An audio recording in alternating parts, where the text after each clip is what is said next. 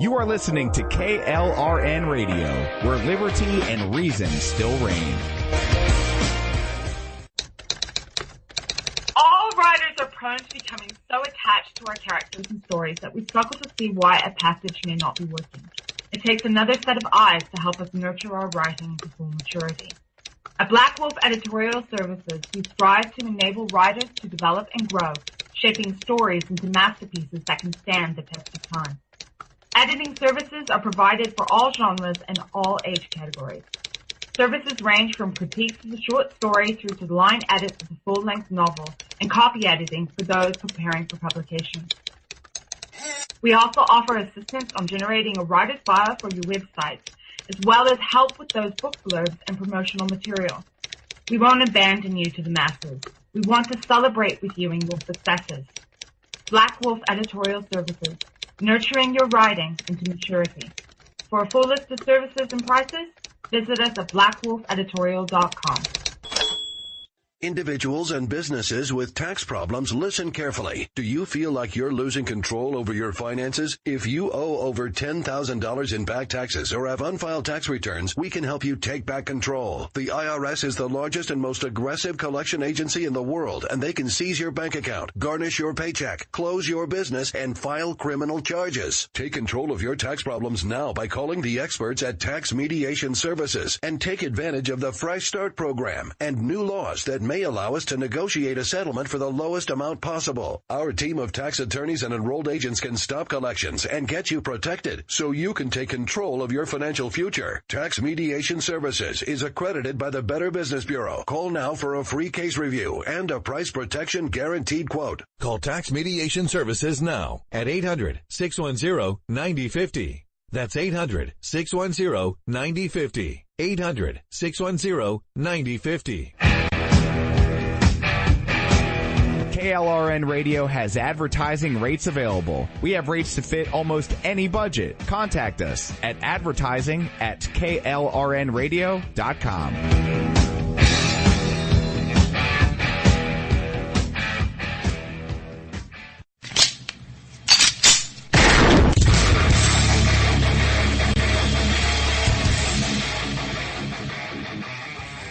This is Slickery Trigger for Rebel Road Tactical.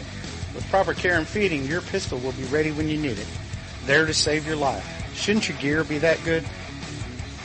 Whether you need a holster for comfortable everyday carry or a tough-as-nails holster for your next training course, Rebel Road Tactical has what you need. Check us out on the web at rebelroadtactical.com. Tired of paying outrageous prices for Viagra? Well, we have great news for you. Now you can finally get Viagra at huge discounts. Healthy Man allows you to save up to $500 on Viagra. Why pay U.S. pharmacy prices of $15 per pill or more when you can get Viagra for less than $3 a pill? Call today and get 40 Viagra pills for only $99. This can cost as much as $600 at your local pharmacy. You can't afford not to call us. If you want Viagra at the lowest prices, never pay $15 a pill pharmacy prices again. Get Viagra for less than $3 a pill. Call 1-800-516-7602 today and save up to $500 and get 40 pills for just $99. Healthy Man is fast, easy, and affordable. Operators are waiting at 1-800-516-7602 to take your call right now. Call 1-800-516-7602. That's 1-800-516-7602. Again, 1-800-516-7602. The following message contains a special offer for listeners of this station. Are you a man over 40? Are you constantly looking for the nearest bathroom? Do you wake up multiple times a night to use the bathroom? Right now, Perfect Prostate is sending out free bottles of their groundbreaking new formula to listeners of this station. Perfect Prostate formula was developed by medical doctor Mitchell Fleischer, and its ingredients have been clinically studied to reduce your frequent nighttime bathroom visits and promote healthy urine flow. Right now, preferred customers get their first bottle of Perfect Prostate absolutely free. There's nothing to lose. Perfect Prostate is guaranteed to reduce that constant urge to use the bathroom, especially at night, and promote healthy urine flow. Don't wait. Call now for your free bottle. Just pay shipping and processing. Dial 1-800-675-0251. That's 1-800-675-0251. Supplies are limited. One free bottle per household. Call now. Dial 1-800-675-0251. That's 1-800-675-0251. Hey folks, I want to introduce you to a friend of mine, Dr. Richard Harden. We are on the same mission, which is waking up America. We just have different paths. So stay tuned for some information on how you can keep up with Richard and all his work. Visit Richard's website at raharden.com.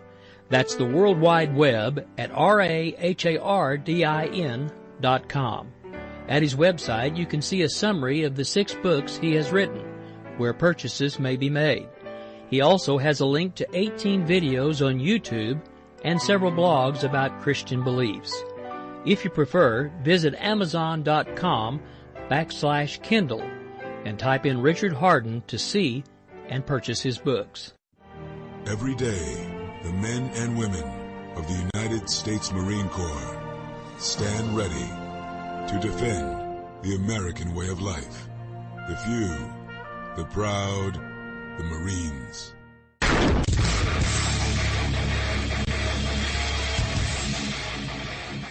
This is Slickery Trigger for Rebel Road Tactical. With proper care and feeding, your pistol will be ready when you need it, there to save your life. Shouldn't your gear be that good? Whether you need a holster for comfortable everyday carry or a tough-as-nails holster for your next training course, Rebel Road Tactical has what you need. Check us out on the web at rebelroadtactical.com. Get ready to fight from within. You're about to go behind enemy lines. Roger, 3-2. Goliath copies all. Go ahead. Target is surrounded by multiple firms entering what appears to be a residential area. Requesting permission to engage over. From the People's Republic of New York City, you're now going behind enemy lines with Gene Baradelli and Russ Gallo.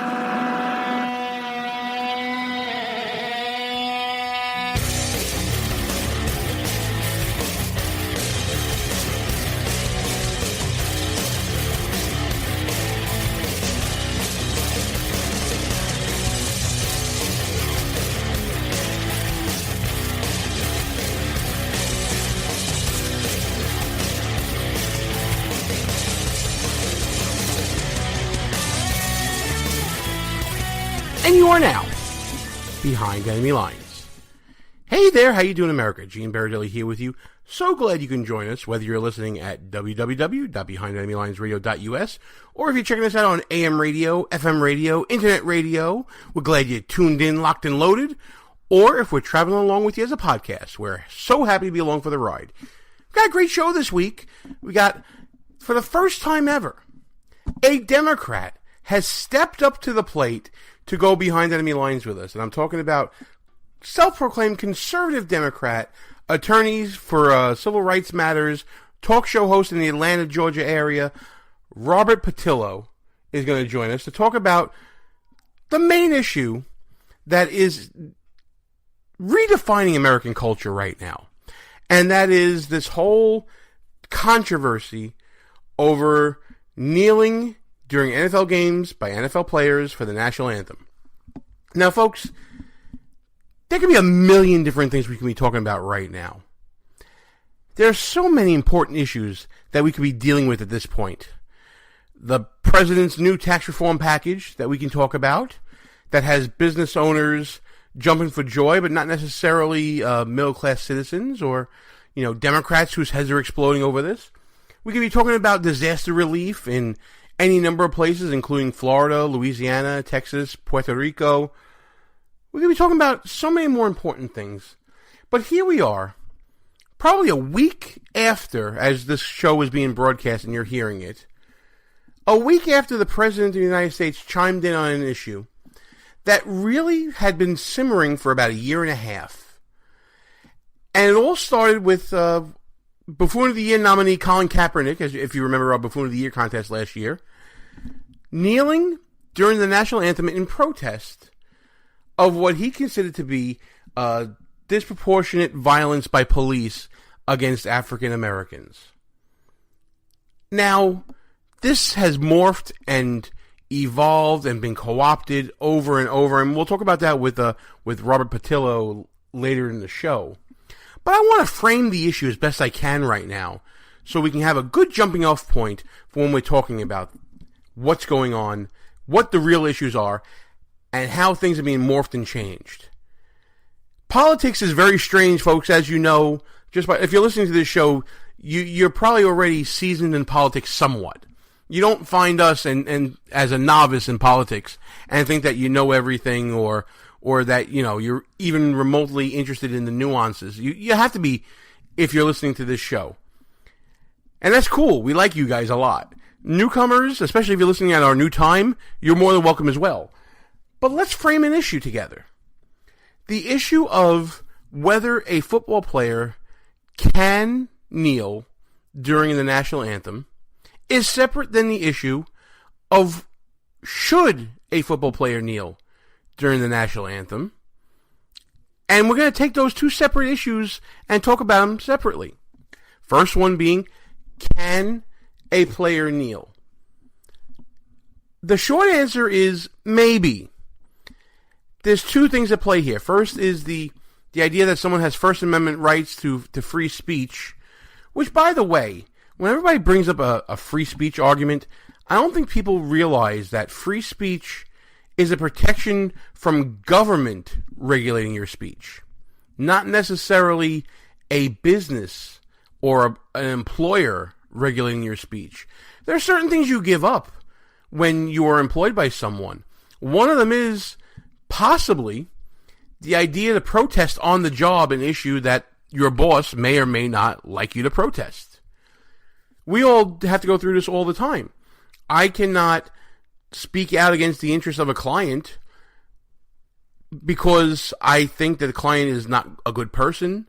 When I'm dealing in my law practice, I have to deal with the client, and the client has certain rights that I have to preserve, even if I don't like them, because my boss has taken the client in, and I'm subject to his assignment of work. He has to tell me what cases I can work on, which ones I don't. He helps me game plan what my work will entail. Same thing with an NFL player. You're a player on the Bears who may be scheduled to play the Packers isn't going to say, well, I'm going to go play the Giants this week. That's not what happens. A player who's assigned to be an offensive tackle doesn't say, well, I'm going to be a wide receiver this week. Doesn't happen. A player says, I don't want to do the run and shoot offense. I want to do, more of a ground and pound running game. That's not his call. There's a hierarchy to every business, whether professional sports or your everyday business life. People are told what to do and what to say all the time in their jobs. So there is no First Amendment protection for people against their employer. There is protection against government infringing upon free speech. That's what the First Amendment's all about. So whether or not you can or not will depend upon whether your employer is willing to tolerate what you're saying, whether they feel it's an important issue for the business as a whole to tolerate. You saw that with Jerry Jones going down with his players and kneeling, but doing so before the game. You see it with the NBA saying and circulating memos to teams saying all players are required to stand for the anthem. You see it in different aspects of life. You have employee handbooks that you must follow. I'm sure that there are plenty of businesses, larger businesses, that have media scrutiny that tell their employees that they cannot speak out to the media on issues of business concern. It's all out there all the time. So what makes an NFL player different? There is no difference. Your employer will determine whether you can or not.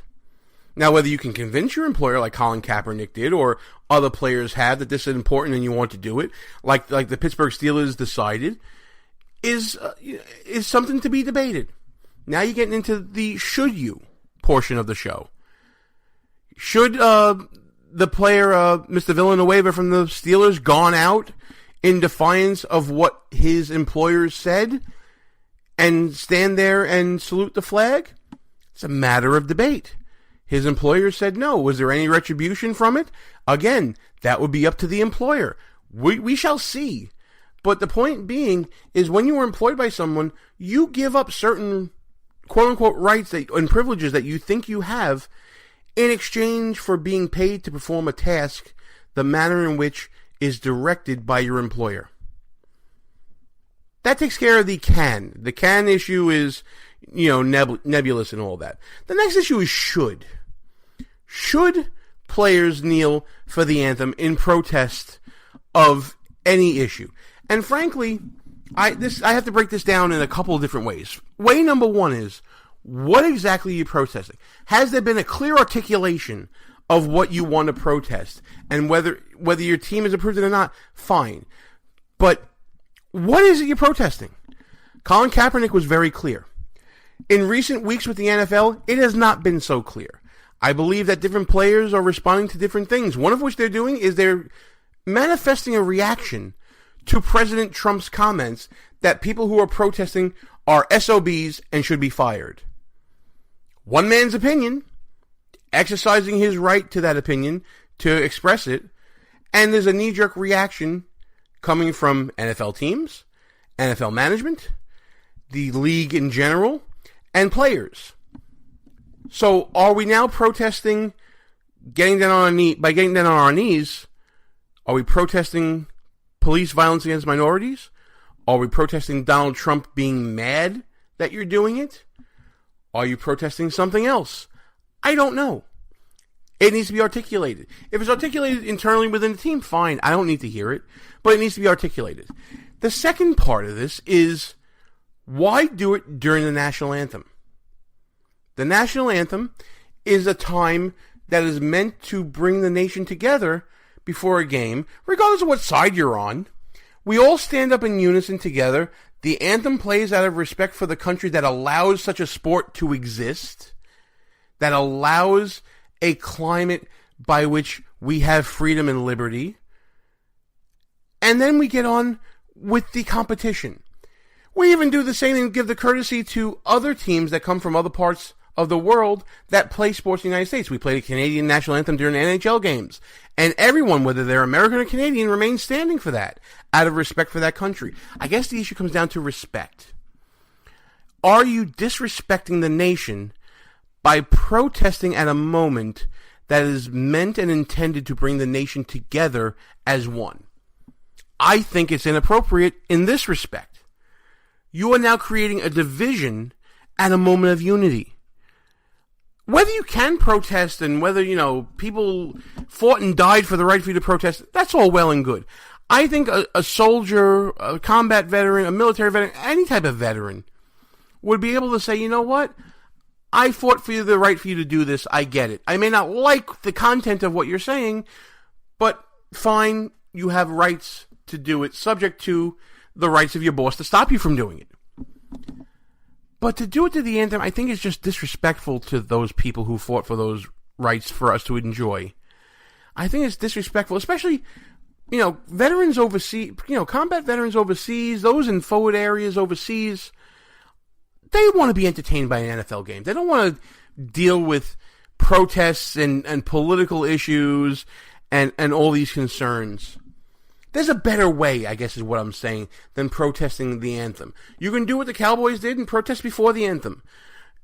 There are many different ways that you can have your voice heard. You can go out into your community, NFL players, and you can decide to be a force for change in those communities. Why not organize meetings between community groups and the police to see what you can get done? Why not donate to groups that you believe will forward your cause and give them the ammunition financially to do what they can in their communities? Why not get active in groups and actually create a group of your own and do that off the field on your own time with your own money? I would support that. It doesn't matter what your message is, but you would have the right to do that. I just don't want you doing it during the anthem. To me, that's a sacred time. I mean, when I used to be a season ticket holder to some baseball games, some minor league baseball, one of the things that I always did around my section is if there was someone wearing a cap during the anthem before the baseball game, we would kindly ask that person in the section to remove their cap and show respect. It's just something that you did. I mean, even now during, the Super Bowl, or can I say Super Bowl? I don't even know if I can. During the big game, I stand up in my living room, Whitney Houston singing, whoever may be singing. I would stand up in my living room for that, out of respect. I think respect, though it may be in the eye of the beholder, there are certain things that we should be able to agree upon. One of those things we should be able to agree upon is that there are certain moments when we all need to just stand in reverence and unify together. And then we can fight about all our differences later on. Look, I believe that there needs to be a discussion. As our guest Robert Patillo, who you'll hear from in a little bit, agrees. There needs to be a discussion about race in America and police activity with people of color. However, if you look at the numbers, when you look at violent acts by police against, private citizens, the majority of the people who are bearing the brunt of that are not people of color, by the way. They're people like me, white males who are being attacked, if you want to say attacked, brutalized, if you want to say brutalized, having intentional acts committed against them that may or may not have been necessary. We need to address a culture that has police harming first and asking questions later. I don't think that that's an issue. I think that's a healthy discussion. Whether it be handled at the federal level through, amending of civil rights laws and making penalties there, or be handled at the local level. Whether it's federal or local, I'm open to that discussion. But let's do it at the right moment. And during the national anthem, during an NFL game, is not the right moment. What you're doing is you're turning off a lot of the people who would, like me, who would be willing to talk to you, who would be willing to address these issues. And I think by doing that, you're doing a disservice to your cause. I think by making it a black-white issue, you are doing a disservice to your cause. You would have so many more people joining you if you didn't do that, NFL players. And again, it's not about whether you can or not. The can side we addressed. It's up to the team. It's a gray area. It's whether you should, at this moment, before a game, bring politics into it. Because all you're going to do is take eyes off your product, leave negative impressions by some people regarding you and the league you wish to play in, and it brings down the pot of money for everyone. It's not the right time. It's not the right place. There is a time and place for the discussion, but this isn't it. And by the way, let's talk about the spin for a second here. About, first of all, the spin of the left to co-opt a movement where they weren't willing to run on an issue, such as police brutality against people of color. They weren't willing to outright come out on the issue. If you looked at the 2016 election, how many times did you hear Hillary Clinton talking about it? How many times did you hear Bernie Sanders talking about it? How many times did you hear the DNC talking about it? You didn't. It wasn't an issue that they knew they could win on, so therefore they didn't run on it. How often does the left take an issue and co-opt it like this? I remember going to protests about the brutality and death of Eric Garner here in the People's Republic of New York City. And I would see signs at this movement with websites on them for the People's Labor Party or for, some other communist fringe party. And I would say to myself, why are these people here for a police protest? What they're doing is trying to co-opt a movement. You're seeing mainstream politics try to take a passion and turn it and bend it to their own will in order to show that this is an issue they own. And if they own that issue, then they own your vote. The presidential election on the Democratic side did a half-assed job of this. They tried to make it their issue. They tried to get those to vote, but they tried to do it in such a way to keep the center happy as well. And they didn't do a good job of it because obviously Donald Trump won. Now let's talk about what Donald Trump is doing because it's absolutely sheer brilliance. Donald Trump has taken this issue and turned it into about patriotism, American pride, and the anthem itself. And done so successfully. What are people talking about with this? They're talking about Donald Trump saying that these players should be fired and that the anthem is sacred. And in doing so, we're not talking about the latest failure of getting Obamacare repealed. We're not talking about any other major issues that Trump has not delivered on. We're not talking about the merits of his tax reform policy. We're talking about how Trump is battling the culture again. How Trump is Trump versus media, Trump versus liberal culture, Trump versus NFL, Trump versus whoever you want it to be. But by the way, there's still no wall. There's still no Obamacare repeal. And the tax plan is currently out there and we haven't even talked about it yet.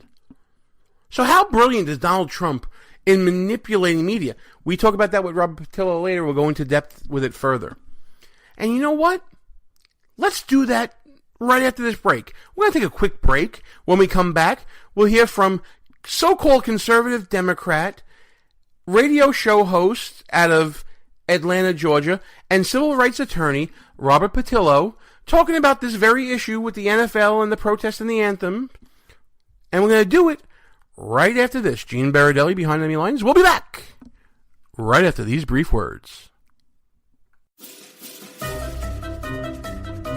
If you're a long-time listener of the show, or maybe this is your first time listening, you can probably tell that me and the gang here, we like to have our share of fun, whether it's on or off the air. We talk about 2-drink minimum radio and no medication Wednesdays or whatever day it may be. That's why when we found the people at Less Government, More Fun, we knew it was a match made in heaven with this show. Folks, we live in a time where government is out of hand. Our founding fathers did not intend government to be all-consuming in all parts of our lives. That's why we are telling you to go to lessgovmorefun.com, check out the website, check out the swag. What the people want is less government, more fun. Pass it on, make it happen. Who might you save? Your mother, your father, your husband, uncle, aunt, son. Learn FAST, F-A-S-T, the sudden signs of a stroke, and you could save. Your friend, teacher, boss. F, face drooping. A, arm weakness. S, speech difficulty. T, time to call 911. F-A-S-T. That's F, face drooping. A, arm weakness. S, speech difficulty. T, time to call 911. The sooner they get to the hospital, the sooner they'll get treatment. And that can make a remarkable difference in the recovery of your neighbor, the waiter, grandmother, grandfather. So learn FAST, the sudden signs of a stroke, then pass it on, because you never know who might save you. Your wife, your colleague. Spot a stroke fast. Visit strokeassociation.org. Brought to you by the American Stroke Association and the Ad Council. Behind Enemy Lines Radio is all about being right. No, seriously, it is. If you ever listen to Russ Gallo or me go back and forth on some issue, we always want to make sure that we remember who said what and when we said it. That's why we go to GoOnRecord.com. It's a brand new social media website. Challenge people on what they believe, whether it's in politics, sports, entertainment, finance, whatever. There's a category for you at GoOnRecord.com. Check it out right now. Tell us, what do you stand for? It's time for you to go on record. Behind Enemy Lines. Back on the air. Gene Baradelli, back behind Enemy Lines. Joining me on the line, it's a pleasure to welcome to the show probably the first on this show. This is the first Democrat in the history of Behind Enemy Lines Radio coming on the show as a guest. He is a conservative Democrat, an attorney, and a talk show host in the Atlanta area. I'm talking to Robert Patillo. Robert, congratulations for making history, man. First Democrat on Behind Enemy Lines Radio. Hey, thanks, Gene. I'm behind enemy lines, so it's great to be with you. Yeah, that's fantastic. So listen, full disclosure, we have a lot in common, actually. We're both attorneys, we both do talk shows, and we both have definite opinions upon this whole NFL boycott, national anthem, Colin Kaepernick situation.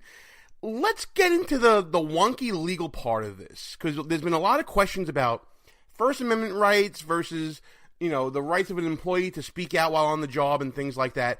Where do you come in on this? Well, it's not a First Amendment issue because we're not talking about government. The First Amendment protects your rights from the government being able to curtail your speech. Your employer can curtail your speech all you feel like. If we both walk into court tomorrow and start cursing up a storm, the judge has the right to hold us in contempt of court.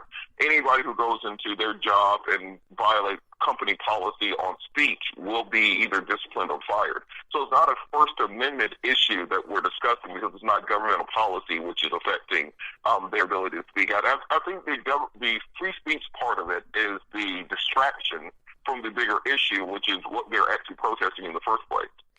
Absolutely. And the question then becomes, what exactly are they protesting? I think with Colin Kaepernick, we know, because he's kind of said it in not so many words. But with regards to the rest of the league, are they protesting an issue or are they protesting President Trump? Well, I think they're protesting an issue because, remember, this protest started before Trump was president. This started during the Obama administration. Kaepernick's initial protest was in response to President Obama, Loretta Lynch, and Eric Holder failing to address the issue of every week a video of a black guy getting shot being on television. So I don't think it's an anti-Trump protest.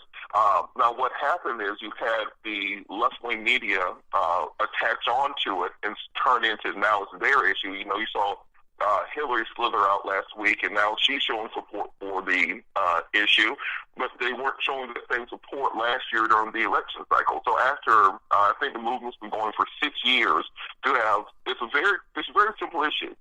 Federal legislation to protect individuals from being shot by police unless it's absolutely necessary. It's a simple legislative issue, but because the Obama administration, the Democratic Party in general, I think there was a memo put out by Nancy Pelosi in 2015 telling candidates not to address the issue. So because of those failures, that like escalated to the point of being an international level protest. They were just protesting at the NFL game in London again this week. So that's why it grew into the size of the issue that it is. And once again, we have politics muddying the waters of what could be a clear issue. Now, listen, I may not necessarily agree that the federal government can enter in and try to regulate police powers. Obviously, you know, federal civil rights issues, I believe they can regulate through legislation. I think it's a fine line. But at the same time, we have politics muddying the waters because I think that with every movement, it's getting co-opted by other people. Do you see that coming either from the left or from the right, trying to change what the message was originally being? Oh, absolutely. Even I'll give you a perfect analogy. If you look at when the Tea Party started, exactly what I was thinking. A whole bunch of people who were really intense had a very specific issue, and then you had, you know, political action committees and the RNC come in and try to co-opt it and change their message and turn them into a political apparatus in a voter base as opposed to actually fighting for their issues.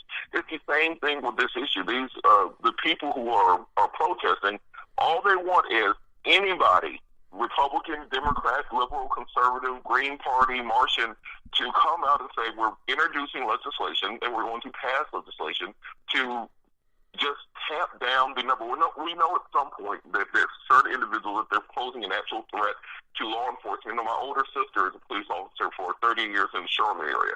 So I respect and want to protect our police officers, but just some of the trigger-happy officers who their first response to anything is to shoot first. That is all they're asking for. And so when you turn it into a left-right issue, when you turn it into a liberal versus conservative issue, when we turn it into an anti-Trump issue, now we've gotten so far from the point that I think a lot of people who were protesting don't know what the original point was, and a lot of people who are mad at the protesters also don't know what the original point was. Absolutely. I think a lot of people who are just joining recently into this issue are protesting in direct response to the president using strong language, using the term SOB in reference to NFL player protesters, and then trying to convert it into an issue as to whether the president is a racist. That's got to be, that to me is an explosive component that tamps down the debate that you just outlined. Oh, and absolutely. And for all the people who are saying this now, you know, the great thing about being in 2017 is we have the benefit of video. So roll back all these people from 2015, 2014, 2013, all the way back to 2011, and see what they were saying about the issue then, because the issue has remained the same. I think what President Trump has done, I call him the greatest media genius of our generation, because he absolutely knows how to read the media zeitgeist. You know, you always see the media that, well, Trump is watching cable news all day. He's on the internet all day. What he's doing, monitoring public opinion, paying attention to what issues his base is talking about, what's trending, what they're tweeting about, and he knows how to push and prod them whenever there's something that he wants to keep us from paying attention to. The same way that the SOB comment came the week before the failure of Obamacare repeal. Remember when he tweeted out the transgender ban was the day before the failure of the skinny repeal. So whenever he has a big issue coming up, he tries to distract with a cultural issue so his base won't revolt about, well, why is there no wall? Why is Obamacare still here? And why haven't we seen the reforms that you said you were going to bring? He can use these cultural issues to distract from those main facts. It's actually quite brilliant as you outline it right there. It's absolute genius because it's almost, dare I say, it's almost a tactic of the left of deflection and misdirection. And to see it used by President Trump, he turned it from an issue of that I believe, and I agree with what you say, is a serious issue that can be dealt with through some legislation and through a change of culture in local police departments. But he turned it into an issue regarding the national anthem and patriotism and American pride. Truly was a brilliant stroke. Yeah, this is why I say he's the media genius of our generation, because few people have that. It's almost like if you watch old kung fu movies, they would have the drunken master on the side of the road. So, the heroes coming in, then there's like just a drunk guy who pretends to be crazy on the side of the road, and then he'll just jump up and be the grand kung fu master. That's the role that Trump likes to play. And that he tries to pretend that he's off kilter and crazy, and the media eats it up like, oh my God, what's wrong with them? And the whole time he's playing them for fools. So what he does, he throws these issues out. He changes the narrative because he has the biggest microphone on earth. He can change world policy in 140 characters. So he throws people off of the scent. Then that gives him time to work through his actual legislative agenda. We haven't talked at all about what's in the new tax cut plan and who's this going to affect. We haven't talked at all about, well, why did Graham Cassidy fail? Because we've been talking about these cultural issues, and the media just loves a good race story. They sop it up, this like mother's milk to them. So he's brilliant in the way he does it. But I think this is a place where liberals and conservatives can actually come together, because if you look at the raw numbers, more white people get shot by the cops every year than black people. There are more cases of over-policing and brutality against white people than black people. So it's not a race issue. So if both sides just came together and said, well, let's address it, then you wouldn't have the overarching racial aspect to it. But by turning into a race issue, you get the conservative media on one side, the liberal media on one side, and they just butt heads instead of attacking the problem. Yeah, and I guess my next question is, as we're talking to Robert Patillo, who is a conservative Democrat and a radio show host out of the Atlanta area, I guess my next question following from what you said is the divide too wide right now to even think about having coverage whereby you actually talk about issues and policy failures and policy initiatives and all this? It seems like we may be too far gone, at least at this point, to even start to do that. Well, I don't think so, and that's why I'm glad that we've had the democratization of information through the internet. By having talk radio stations, by having internet podcasts and blogs, you can actually have deeper conversations than just the standard 60-second cable news back and forth. I'll go on Fox News every few weeks, and afterwards I'll have conservatives in my emailing me or mentioning me on Twitter, and they'll say, you crazy liberal SOB, this and the other. But then after I go back and forth with them over a couple messages, we come to a place where we can understand. So it's just about getting the two sides to talk. It's almost like you're doing a divorce where the two sides come in at loggerheads. So once you can start getting them talking, you can get to an agreement. You might not get them back together and back in love, but you can at least get to an agreement where they can split up the house, the property, and the kids.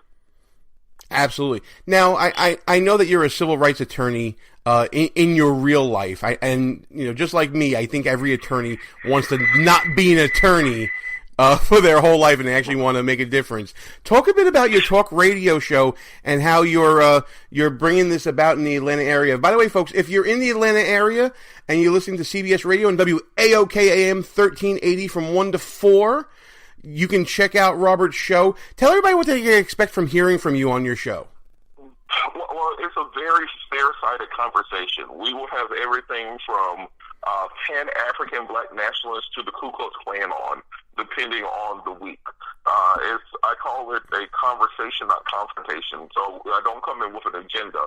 It's more so about just presenting every aspect of a discussion and letting the listener make up their own mind about it. I'm not here to shove my opinion down your throat.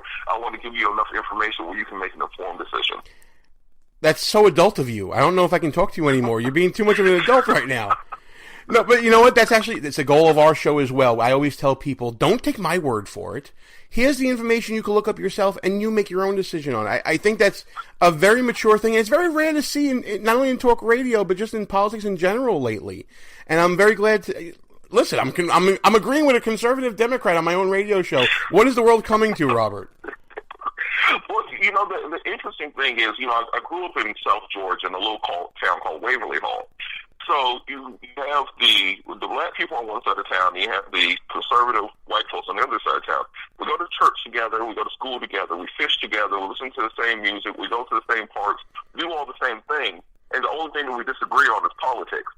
And so as long as we allow the political system to create these divisions and disagreements, that's how the upper ruling oligarchical classes are able to keep us down, to keep us poor folks snipping and fighting at each other while they run off with all the money. So I think when we bridge that divide, we're going to see real changes in the country, because the same problems with the white working class are the same problems with the urban black people who also have the same economic anxiety.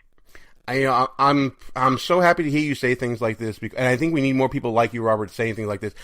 A lot of the issues today know no color, and they don't know partisanship, and they're all issues that we all need to face together. And I'm glad to find a partner on the other side that I can be able to talk to more often about this.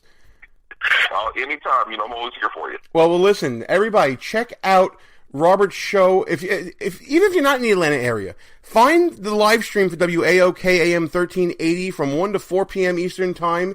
Robert gives listeners a no-nonsense commentary, as you can hear, and discusses many of the prevailing issues. Check him out on the interwebs as well, on Facebook, / Robert Patillo. Patillo, I keep trying to make you Spanish. I keep doing that. I gotta stop doing that. On Twitter, there you go. On Twitter, at Robert Patillo, and also on Instagram, the same. And you can check him out on the YouTubes. Jobs, Justice, and Dreams. He doesn't have a face for radio, folks. He's actually quite a good-looking guy, if I may say so. Robert Patillo, thanks so much for coming on. And listen, I want to definitely continue the discussion with you, not only on, you know, as an attorney and a professional level, but on a personal level, man. You're cool as hell. Thanks so much for coming on. All right, thanks for having me. Hey folks, I just want to let you know about a great opportunity for listeners of Behind Enemy Lines Radio. If you go to our website, www.behindenemylinesradio.us, and click on the SaneBox ad on the right side of the page, you will get a great opportunity for a discounted offer to join SaneBox. SaneBox filters out all the unimportant email from your inbox so that you can really focus on what matters. If you're anything like me, folks, you get hundreds of pieces of email a day, not many of which is important. SaneBox's smart filter will get everything you need to fly through your inbox and finally make email work for you. It gets rid of spam emails, it deprioritizes emails that aren't as important to you, and it helps you unsubscribe from mailing lists and individual senders with ease.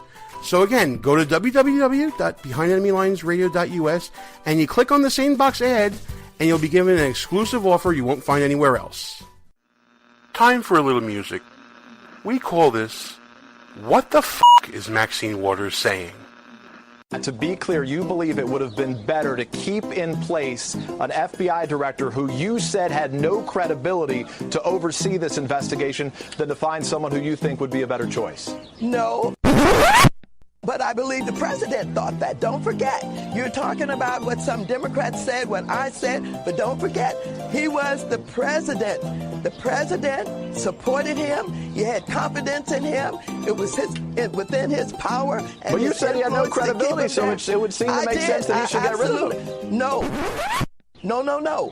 Under investigation, this president basically has interfered with an investigation where he may be implicated. That's outrageous, and that's why we're having so much of a conversation about it today.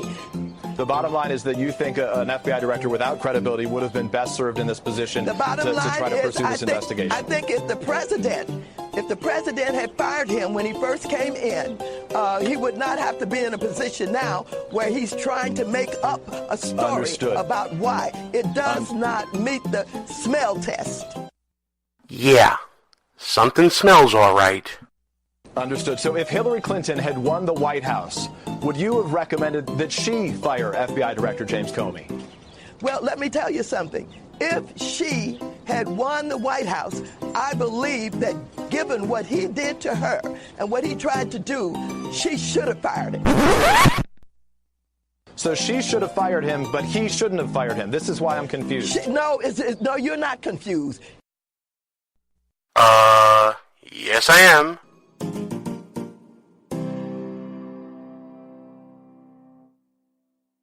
Gene Baradelli, back behind enemy lines. Hey, in case you haven't noticed, we have a brand new time where we broadcast now. We're on Talk America Radio on Tuesdays at midnight now. Great new time slot for us. We really appreciate Talk America Radio accommodating us for that. And you know what? Let's go through the credits right now. Thanks for listening to Behind Enemy Lines Radio. I'm Gene. Russ Gallo will be back with us next week as we start our new broadcasting schedule. And you can always check us out at www.behindenemylinesradio.us. Check us out on the Facebooks and the Twitters at BEL_radio. And if you miss any part of our broadcast, which we're going to be doing live on the weekends, it's going to be on Sundays now, check us out on any one of our rebroadcast outlets, including WJHC 107.5 FM in beautiful Jasper, Florida.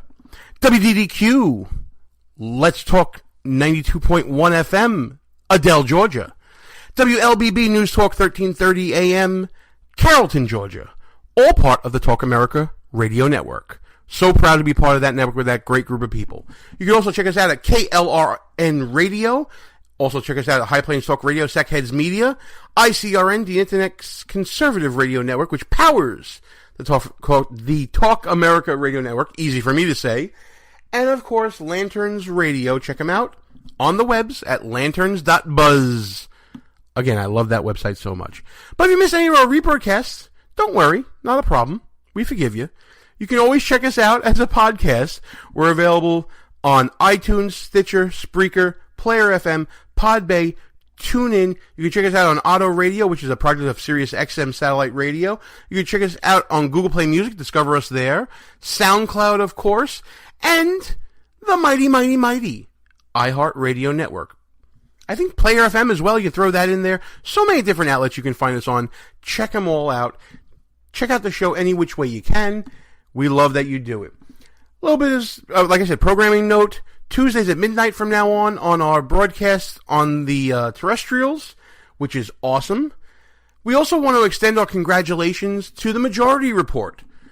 Yes, once again, we are the bridesmaid and not the bride with the podcast awards. Our second time around, we indeed, did a great job, and I want to thank all our listeners for supporting us in that endeavor. Even though it's something we didn't really push for, you guys put us into it, which was phenomenal. Thank you so much for that. But congratulations to the Majority Report. Yes, they're a left-leaning show, but we forgive them for that.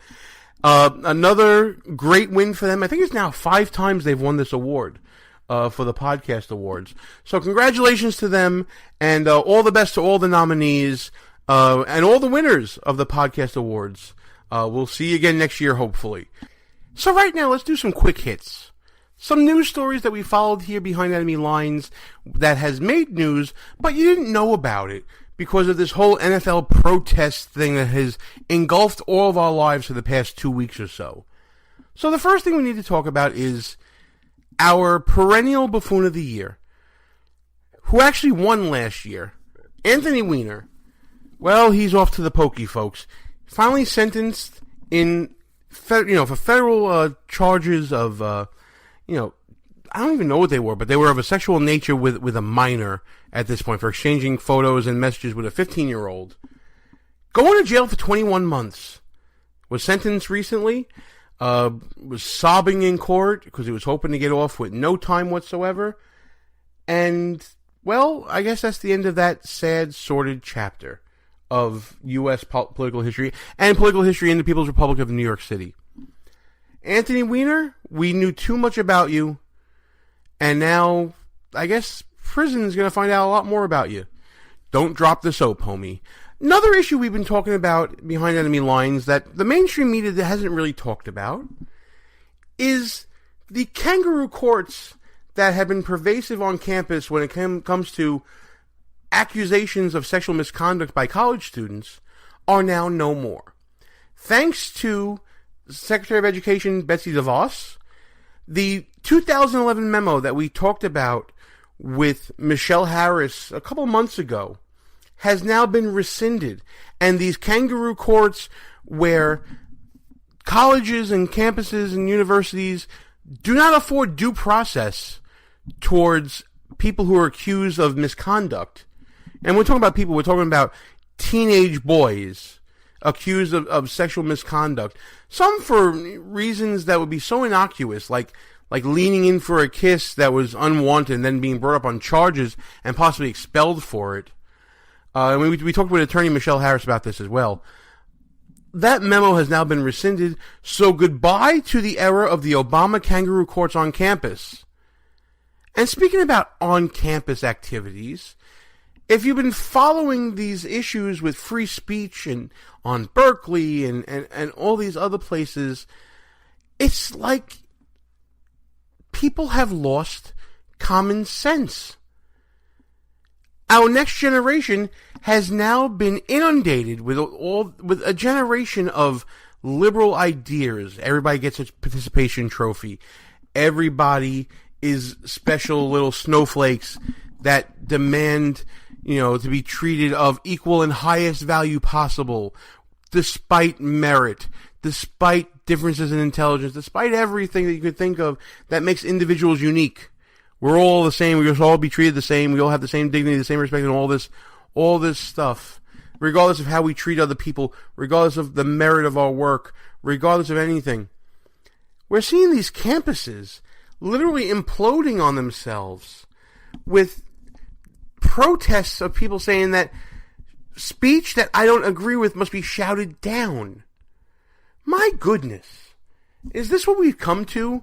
It's absolutely mind-boggling, folks, for me to think that I have the right to suppress your speech because I don't like the content of what you're saying. How dare you?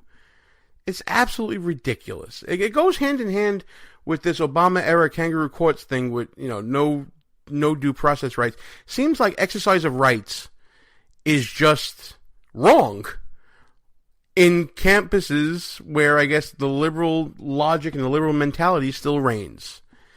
But it's good to see progress on all these fronts. Progress with Anthony Weiner getting the justice he deserves. Progress with these kangaroo courts going by the wayside. And to see this previously unchallenged idea of liberal bents on college campuses being challenged at every turn. It's good to see all that.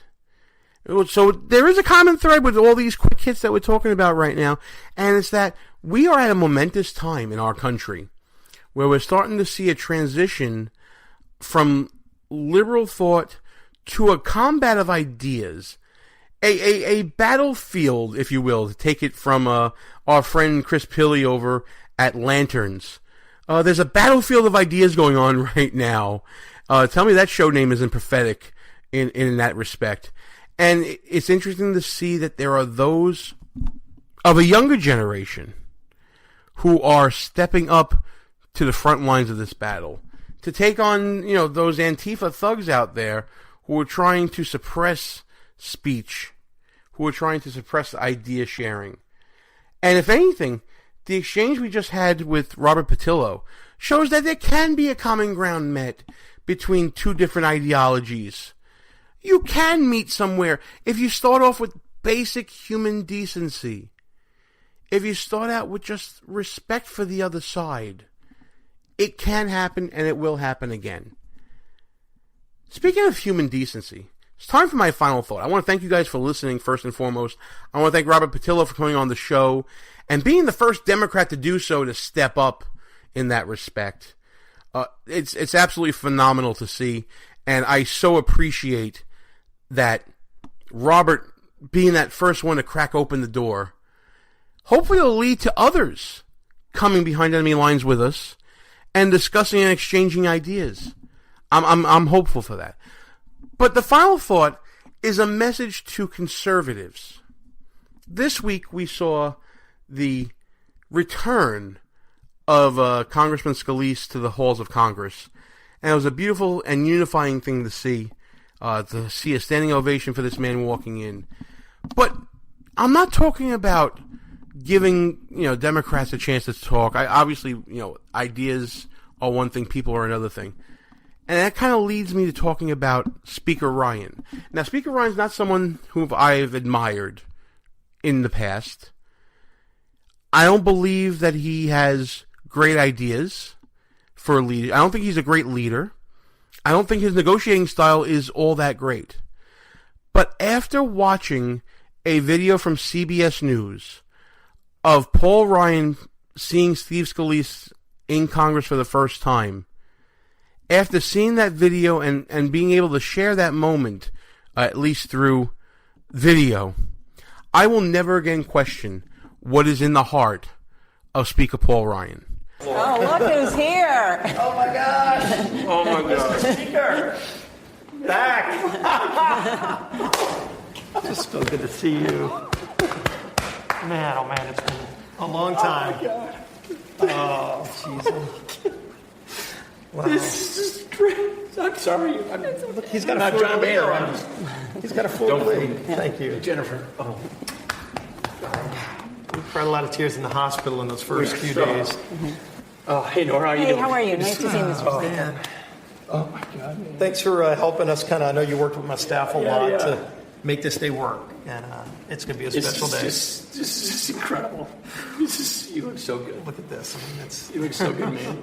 Oh, thanks. Do you remember the first time you came to Steve? I do. And he opened his eyes. I do. I remember that. I remember. That was one of the first. You actually remember that? People. Oh, absolutely. There weren't many I remembered. When Pence came, we actually. I could. Remember we were holding his hands, and then you actually open your eyes. Yeah. Because Jennifer said, "Keep talking. He can hear you." I gave him a hard time because I said, Steve, you didn't even open your eyes for me. When you heard because we Paul's wouldn't know voice, if we could even hear. I know it's amazing. When you heard Paul's voice, you opened your eyes. Gosh. I've been looking forward to this moment for more than you can imagine. Oh, you got crutches? I've got crutches. Yeah. So what's it like to have him back? He thought you'd carry him. It's you got it.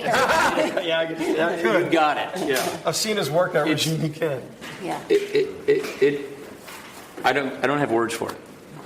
I can't describe it. Yeah. I've never felt this kind of an emotion before. Your presence is going to bring so much healing to people here. Everywhere I go in America, first question, how's Steve Scalise? How's the Scalise family? Please tell them we're praying for them. Please tell Jennifer and Madison Harrison we're praying for them. Please, everywhere we all go, everyone has been sending their prayers, and it's working. They're being answered. I feel it. I mean, we have felt these prayers. Unbelievable. All around the country, people that we don't even know. And wow, the power of prayer is real. Oh, it really. You got your majority whip back. Yeah. Oh, my gosh. I believe him to be a very good man. I believe him to be a God-fearing man. I believe him to, at his core, truly believe that he is fighting for what he feels is right. And I truly believe that the camaraderie that he showed to his whip, it was so heartwarming to see that I do believe that there is something in him that can and will come out eventually.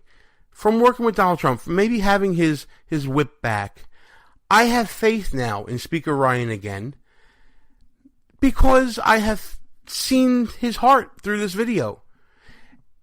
And I like what I saw. All right, folks, you may disagree. You may not agree with me. You may agree with me. I don't know. Let us know at www.BehindEnemyLinesRadio.us. Comment on the blog postings of this and other shows. Let us know what you think. We're going to get used to this weekend thing, and also get used to some video possibly coming at us.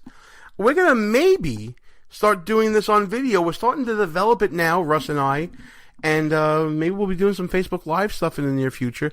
We have some starters to deal with. You know, we got to get some equipment and we got to do some certain things, but I'm excited for the future of the show. It's going to be a lot of fun, and I'm glad you're along with us. Once again, thank you to Robert Patillo for coming on the show. Check him out at Robert Patillo on the Twitters, on the Facebooks, on the Instagrams, and he's got a YouTube channel that we mentioned as well. Check that out as well. But until next week, when we go back behind enemy lines, Gene Baradelli saying it's time to shut this sucker down. We are out of here. Good night, folks. Our position's been compromised. It's time to roll out. Report for debriefing at www.behindenemylinesradio.us and look for regular communications via Facebook and Twitter at BEL_radio. You are the resistance. Behind Enemy Lines. A Rock Radio production. Back in 7 days. Out.